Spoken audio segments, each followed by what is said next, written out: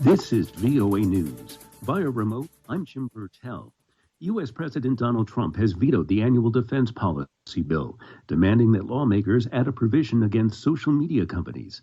AP's Jackie Quinn reports. The defense bill, which includes pay raises for troops and $740 billion in military programs and construction, passed with broad bipartisan support. Now, with the president's veto, Oklahoma Republican Senator Jim Inhofe says the bill is absolutely vital to national security, saying our men and women in uniform shouldn't be denied what they need. House Speaker Nancy Pelosi called Trump's action an act of staggering recklessness. President Trump has offered a series of rationales for his veto, including a demand for limits on social media companies, which he claims are biased against him.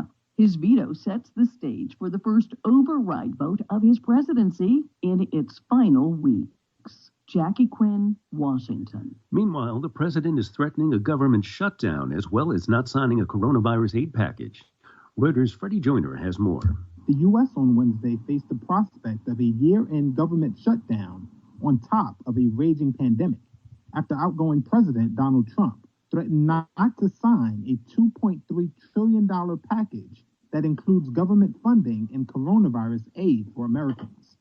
In a video posted to social media on Tuesday evening, Trump surprised some of his closest officials by demanding that the bill be revised to include $2,000 payments to each eligible American, more than triple the $600 per person included in the bill. Current federal funding is also due to expire this Monday if Trump does not sign the bill into law. That is Reuters' Freddie Joyner, and you're listening to VOA News. Britain is introducing new restrictions on travel from South Africa over the spread of another new variant of coronavirus. Britain's Health Minister Matt Hancock is urging anyone who has traveled to Britain from South Africa in the past 2 weeks to self-isolate. Just as we've got a tiered system in place that was able to control this virus, we've discovered a new, more contagious virus, a variant that is spreading at a dangerous rate. Freight from Britain and passengers with a negative virus test have begun arriving on French shores after France relaxed a 2-day blockade over a new virus variant that had isolated Britain, stranding thousands of drivers and raised fears of shortages. AP's Aria Shackley reports. The company that runs the Eurotunnel says that truck drivers lined up on the highway leading to the English port of Dover are being tested for the new UK variant of the coronavirus, but that it may take some time for traffic to resume as normal after massive backup. Calais is a major conduit for trade and travel between Britain and the continent, and France had urged that the blockage was necessary in order to work out safety measures to protect European citizens. That is AP's Aria Shackley reporting. President-elect Joe Biden introduced Miguel Cardona as his pick for Education Secretary.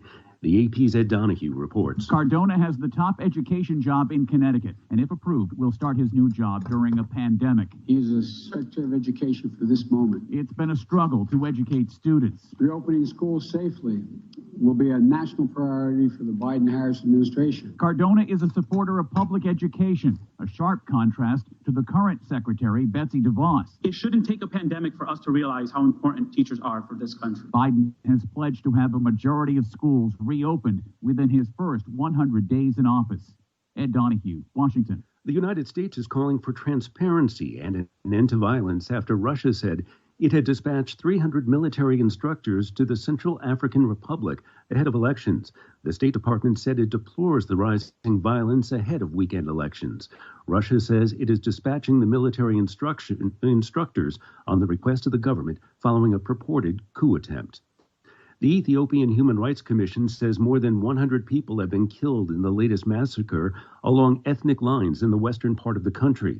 The attack occurred a day after Prime Minister Abiy Ahmed visited the region and spoke about the need to bring those responsible for recent attacks to justice. Ethnic tensions are a major challenge as the Prime Minister tries to promote national unity in a country with more than 80 ethnic groups.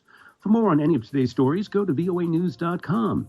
From Washington via remote, I'm Jim Bertel, VOA News.